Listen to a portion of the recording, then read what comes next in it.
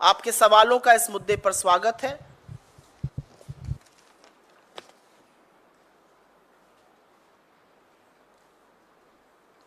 सुई टपक सन्नाटा तो स्टूडियो में है, यहां पर भी है सुई टपक सन्नाटा। 400 पार का जो नारा दिया जा रहा था बीजेपी की तरफ, पहले मैं इस पे जवाब दूंगी, अगर आप लोगों के पास इस पर सवाल है तो मैं अनुग्रहित रहूंगी। पर यह सच है, यह बिल्कुल सच है कि मीडिया जो स्लिप ऑफ टंग की दुहाई आज दे रहा है, वो मीडिया विपक्ष के प्रवक्ताओं को तो नहीं ऐसी सहूलियत देता है, विपक्ष के नेताओं की तो लिंचिंग करता है, पूरे पूरे दिन बड़े बड़े बैंड लगा के शो करता है। इस पर क्यों चुप है? असलियत यह है कि हमारे दो नेता लोकतांत्रिक तरीके से थोड़ा बहुत मतभेद में अगर कोई वक्तव्य दे दे तो 48 घंटे नहीं 72 घंटे 96 घंटे शो होगा। लेकिन अगर बीजेपी के अध्यक्ष जेपी नड्डा कहते हैं हमें आरएसएस की जरूरत नहीं है, हम बहुत सक्षम हो गए, क्या सिर्फ फुटअव्वल बचा हुआ है आरएसएस में और बीजेपी में, उसमें कोई चर्चा नहीं, उस पर कोई शो नहीं। क्या हो गया है? क्यों सांप सूंघ गया है इस वक्तव्य पे? क्यों चुप है मीडिया? आप लोग इसका जवाब दीजिए।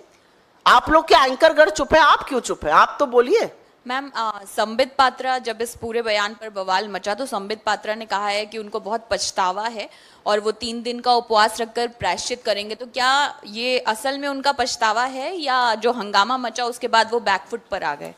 जब आपसे कुछ गलती होती है ना तो आप सामने से खुद आके उसका स्पष्टीकरण देते हैं, आप कोहराम मचने का इंतजार नहीं करते हैं। हम सबसे कभी कभी कुछ गलत हो जाता है, कुछ गलत शब्द लिख दिया, कुछ मुंह से निकल गया, हम तो सामने से स्पष्टीकरण देते हैं। आपने इतना इंतजार क्यों किया?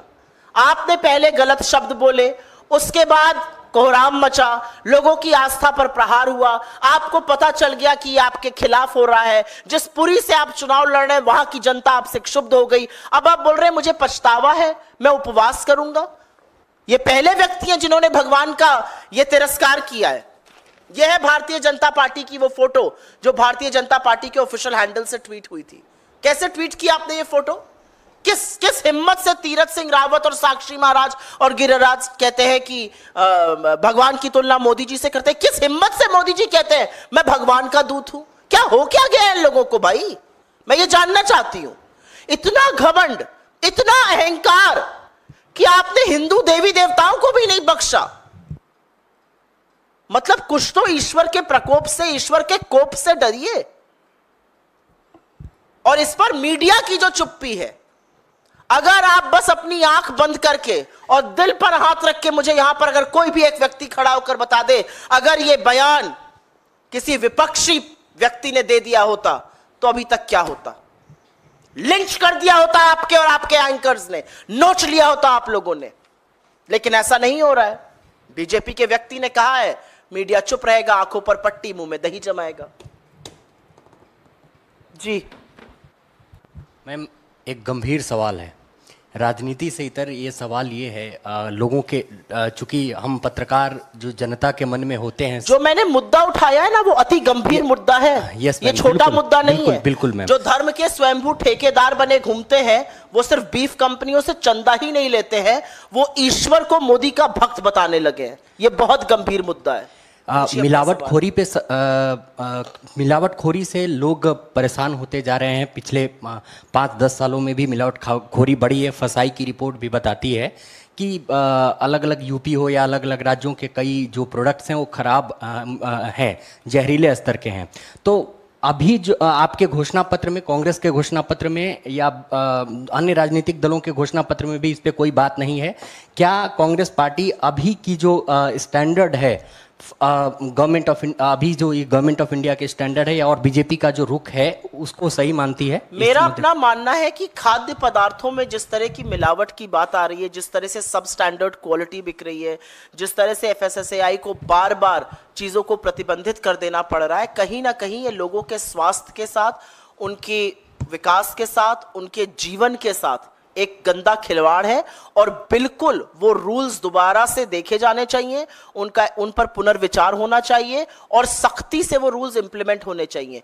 क्योंकि कोई किसी को चंदा दे रहा है, क्योंकि कोई किसी की भक्ति कर दे रहा है और वो मिलावटी सामान बेचे, ये बिल्कुल ठीक नहीं है और भारत की प्रतिष्ठा पर भी बहुत प्रहार पड़ता है। जब हमारे मसाले बाहर जाकर प्रतिबंधित हो जाते हैं, उसमें कार्सिनोजेनिक चीजें पाई जाती हैं, वही चीजें हमारे लोग कंज्यूम कर रहे हैं और जो बढ़ते हुए तादाद है कैंसर पेशेंट्स इत्यादि की, ये गंभीर विषय है। ये प्रेस वार्ता में एक मैं जवाब दे दूं उसका विषय नहीं है। मुझे लगता है इस पर चर्चा होनी चाहिए, इस पर सरकारों को सीरियसली सोचना चाहिए और अगर रूल्स रिफ्रेमिंग की जरूरत है तो वो भी जरूर होना चाहिए। मैम, बीजेपी के एक और नेता कैलाश विजयवर्गीय हैं जिन्होंने एक ट्वीट किया और बंगाल में और महाराष्ट्र में हो रहे मतदान को लेकर उन्होंने इशारा किया कि रोहिंग्या घुसपैठियों वाले प्रदेश में मतदान 50% है, वहीं हिंदू साम्राज्य की स्थापना करने वाले छत्रपति शिवाजी महाराज के प्रदेश में मतदान 25% है। ये लोग कब जागेंगे? इस ट्वीट पर आप कुछ कहना चाहें तो? आपको लगता है इतनी भद्दी वाहियात ट्वीट्स पर मुझे जवाब देना चाहिए? ये देश के मतदाता हैं। ये जो चुनाव हो रहा है ना सारा, जो हम भी लड़ रहे हैं, बीजेपी भी लड़ रही है, यहां सभा हो रही है, वहां सभा हो रही है, यहां पर हम बोल रहे हैं, वहां पर हम बोल रहे हैं, ये क्या है?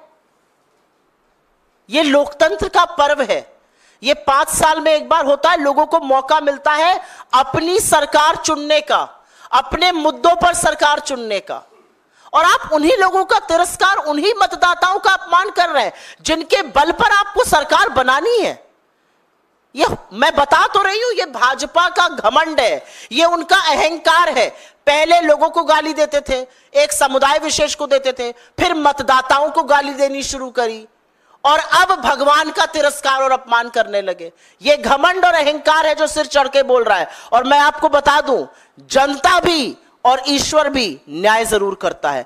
बस 10 दिन की बात है, ये सारी वाहियात बातें 10 दिन और झेलिए आप लोग। जी, आपका कुछ सवाल था?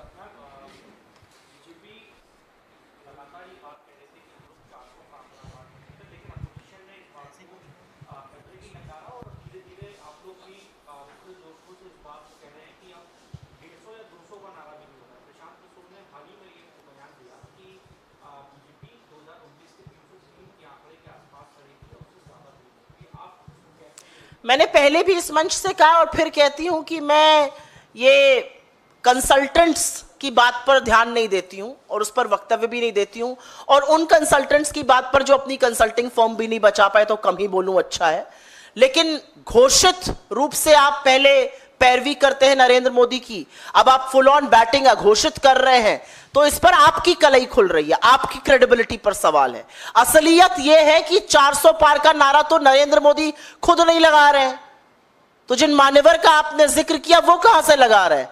400 पार पहली इनिंग के बाद ही बंद हो गया था, क्योंकि 400 पार का नारा और लल्लू सिंह और ज्योति मिर्धा और अनंत हेगड़े और गिरिराज जी ने मिलकर बीजेपी की पोल खोल दी कि संविधान पर प्रहार होने वाला है, आरक्षण खत्म होने वाला है। छिटक गए लोग इनसे और लोगों ने मन बना लिया कि संविधान तो किसी कीमत पे खत्म नहीं करने देंगे।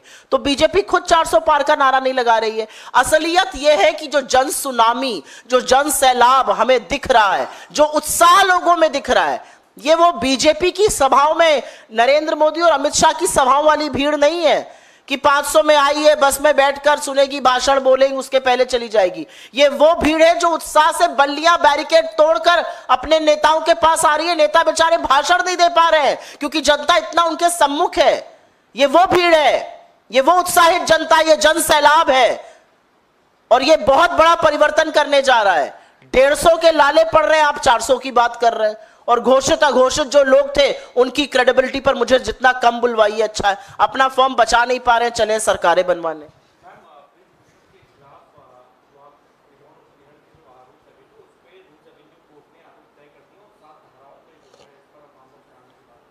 राउज एवेन्यू कोर्ट ने आरोप तय कर दिए हैं, लेकिन नरेंद्र मोदी ने क्या किया? क्या एक्शन लिया ब्रजभूषण के खिलाफ? इतना डरते क्यों है मोदी और शाह ब्रजभूषण से? ब्रजभूषण ने उनके लड़के को टिकट दे दिया। ब्रजभूषण खुल के कहते हैं दबदबा है, कायम रहेगा, मैं लड़ूं या मेरा लड़का लड़े, एक ही बात है।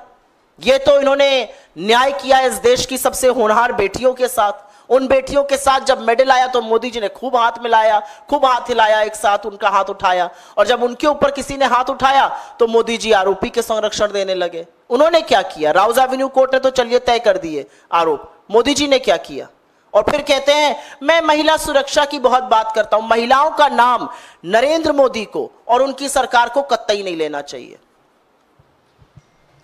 कोई और सवाल? मैम एक सवाल है। कलकत्ता हाई कोर्ट के एक जज रिटायर हुए और अपने रिटायरमेंट के भाषण में उन्होंने कहा कि वो संघ के सदस्य थे 30 सालों तक, और अब चूंकि रिटायर हो रहे हैं तो आगे भी संघ उन्हें कोई काम देगा तो वो करेंगे। और मेरा अपना मानना है कि मैं जुडिशरी पर टिप्पणी नहीं करना चाहती हूं, लेकिन जिस तरह से जुडिशरी में इस तरह की मानसिकता वाले लोग भरे हुए हैं, जिस तरह से इंस्टीट्यूशनल ऑटोनॉमी को खत्म किया गया है, यह अपने आप में एक बहुत चिंता का विषय है।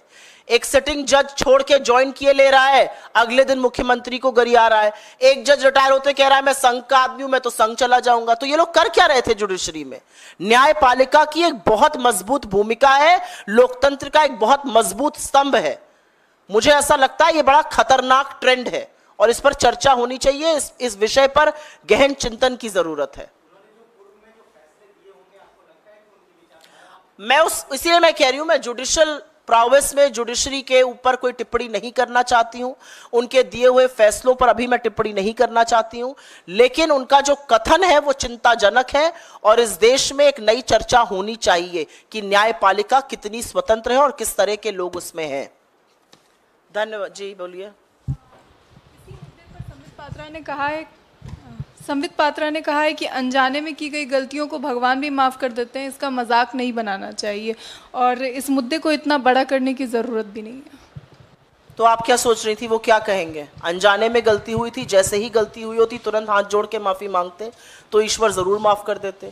अनजाने में गलती हुई, घंटों वो वीडियो पड़ा रहा, फिर किसी को दिखा, फिर किसी ने ट्वीट किया, फिर और लोग बोलने लगे उसके बारे में, जब कोहराम मचा, जब ऑपोजिशन बोलने लगी, जब पुरी के लोग बहिष्कार करने लगे, जब पुरी की जनता ने कहा कि भगवान जगन्नाथ का ये तिरस्कार हम नहीं सहेंगे, तभी उनसे अनजाने में गलती याद आई। पहले याद आ गई होती, हाथ जोड़ के माफ़ी मांगते, प्रायश्चित करते, क्यों नहीं पहले किया? क्यों राजनीतिक कोहराम के बाद ही उनको याद आया? ईश्वर माफ करता है अनजाने में की हुई गलती। ईश्वर अपने खिलाफ प्रोपेगेंडा माफ नहीं करता है। आप ईश्वर का तिरस्कार करके नरेंद्र मोदी को कहिए कि ईश्वर नरेंद्र मोदी के भक्त हो गए, ये अनजाने में गलती नहीं है, ये भगवान का तिरस्कार है जो संबित पात्रा को और उनके तमाम साथी जो करते नहीं करना चाहिए था। लेकिन ये एक बड़ी सोची समझी साजिश के तहत हो रहा है। छोटे छोटे लोग उसकी बात करते हैं, फिर ऊपर नरेंद्र बोलते हैं मैं ईश्वर का दूत हूं, मुझ में दैवीय शक्ति है, मुझ में वहीं से शक्ति आती है। ये बहुत एक प्रोपेगेंडा दुनिया ने पहले भी देखा है इतिहास में। ये प्रोपेगेंडा हिटलर ने भी किया अपने प्रधानमंत्री गोबल्स के द्वारा, ये प्रोपेगेंडा किम जोंग भी करता है। इस तरह के प्रोपेगेंडा दुनिया ने देखे, तानाशाह ऐसे प्रोपेगेंडा करते हैं। इन प्रोपेगेंडाओं का अंत जो है ना, वो ईश्वर भी करेगा और इस देश की लोकतांत्रिक जनता भी करेगी। जी हाँ,